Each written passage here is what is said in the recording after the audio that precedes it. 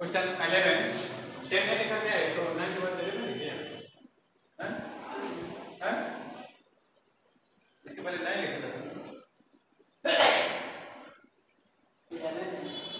11 में 10 छूट गया इसके पहले तो 9 हुआ 9 ऑर्डर लिखा था। चलिए question 11 a thin rod of negligible mass and area of cross section 4 into 10 to the power -6 meters square suspended vertically from one end at a length of 0.5 meter at 100 degrees centigrade. The rod is called the rod is क्या लिखा है cooled the rod is cooled to 0 degrees centigrade but prevented from contracting by attaching a mass at the lower end. Find this mass. First part, second part करें the energy stored in the rod given H modulus is this, coefficient of linear expansion is this, G is this. ठीक है चलिए तो देखिए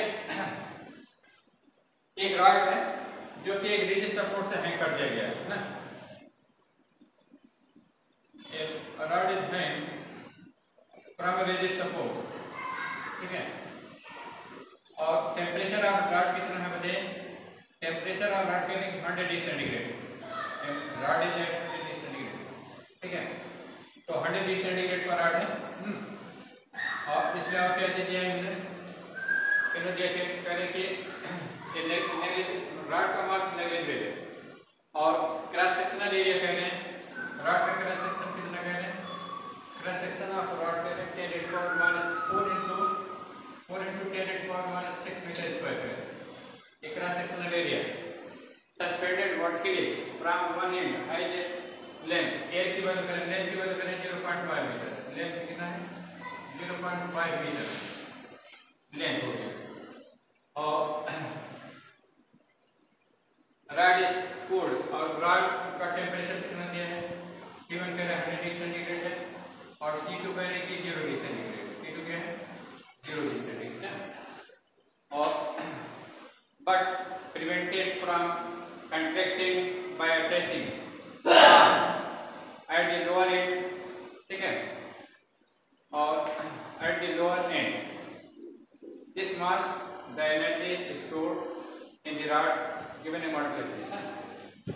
तो देखिए ये modulus कितना दिया है ये मॉडुलस आपके मटेरियल ऑफ रॉड पे है x modulus of material of rod 10^11 newton metre one x modulus coefficient of linear expansion alpha equal to करें 10^5 पर केल्विन वन ठीक है और g की वैल्यू कितना है acceleration to gravity 10 metre second x तो देखिए अगर इसको कूल किया गया तो क्या होगा रॉड की लेंथ कम होगी ना when you cool then it contract rod क्या होगी इसमें कंट्रैक्शन होगा ना लेकिन कंट्रैक्शन को रोकने के लिए जो है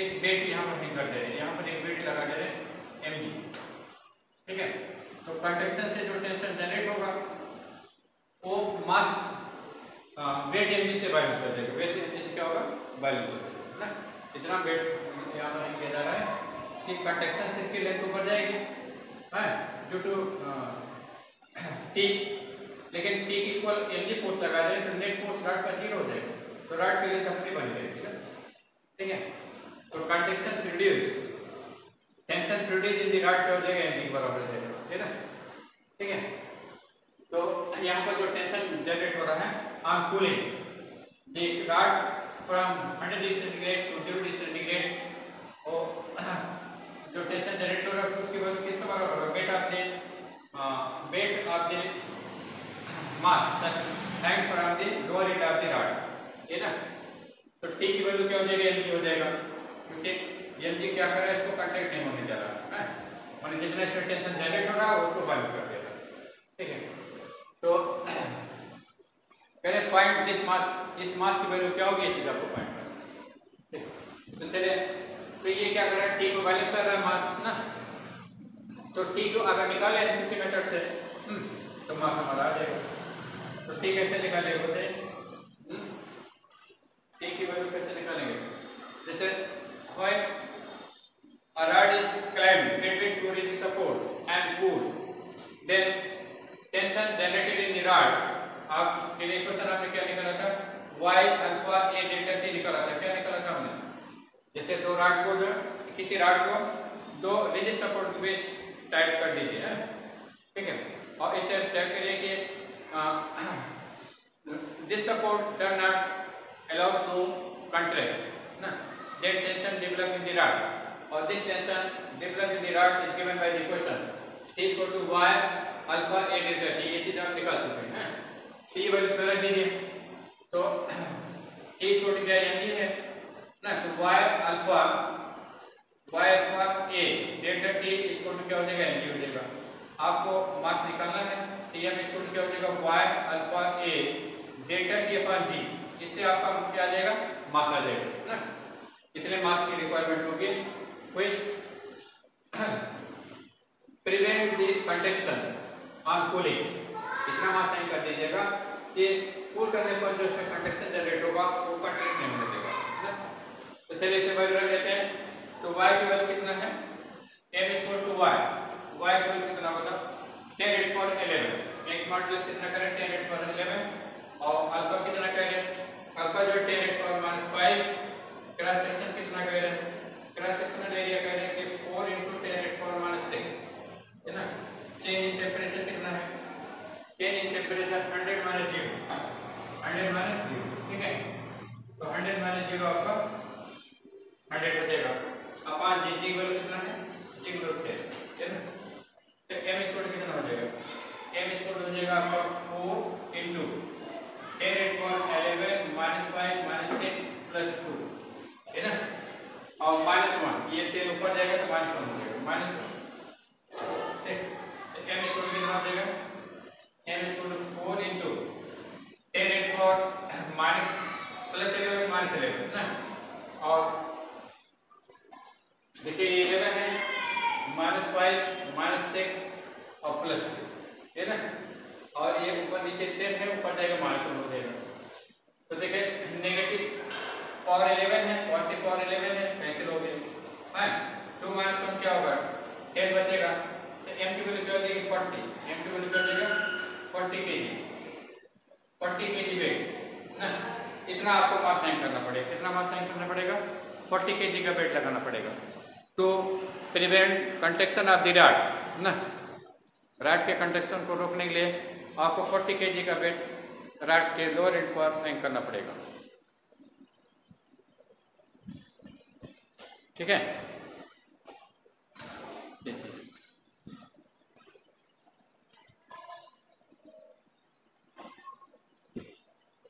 है ना।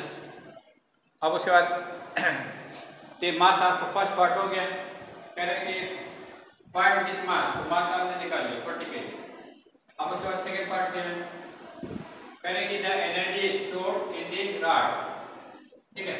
तो एनर्जी स्टोर कितना होगा, energy store in the rod,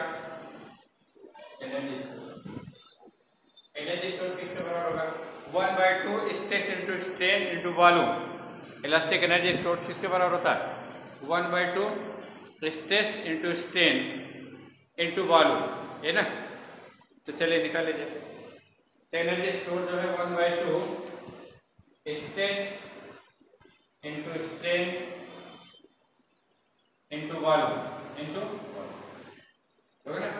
तो यू इक्वल हो जाएगा 1/2 स्ट्रेस, स्ट्रेस की वैल्यू क्या होगा, T/A होगा ना, स्ट्रेन L/L होगा, है। तो थर्मल स्ट्रेन की वैल्यू किसके बराबर होता है, 1/2 × T। अच्छा वॉल्यूम कितना होगा, वॉल्यूम जो है A × L होगा, वॉल्यूम कितना होगा बताओ, A × L, cross sectional area into length. Rod can be considered as a cylinder.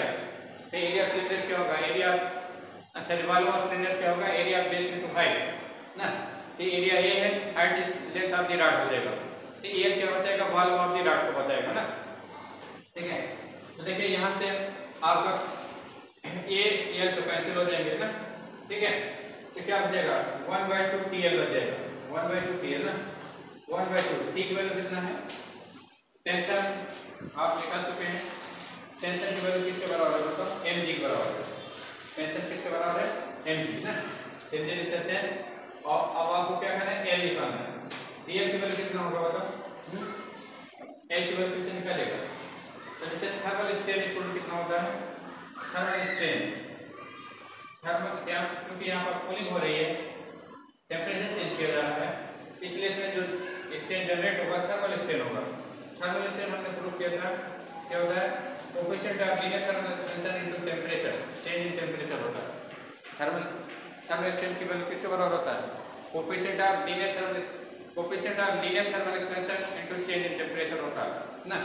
यहाँ से L इक्वल टू कितना हो जाएगा, L इक्वल टू हो जाएगा आपका alpha delta T into L है ना, टी वैल्यू इसमें रख देते हैं, फिर energy store in the rod कितना हो जाएगा 1/2 mg into alpha into L into delta है ना।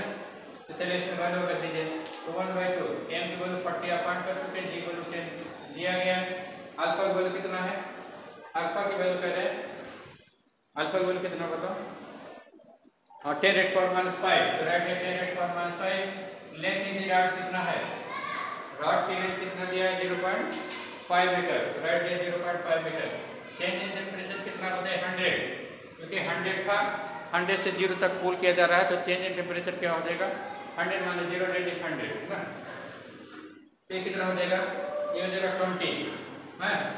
अब 20 इंटू 0.5 क्या होगा 100, या 100 लिख दीजिए, एक ले दशमलव आ जाएगा, ठीक है, इंटू 10⁻⁵ यहाँ पर है, ये एक पावर ए देगा +1 हो गया, 2 पावर ए देगा +2 ना, ठीक है।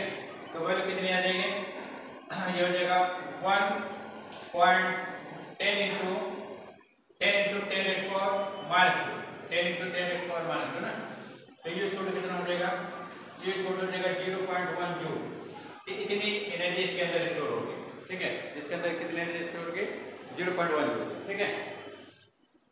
तो elastic energy store in the rod कितना हो जाएगा 0.1 जूल हो जाएगा, ठीक है, ये आपका आंसर।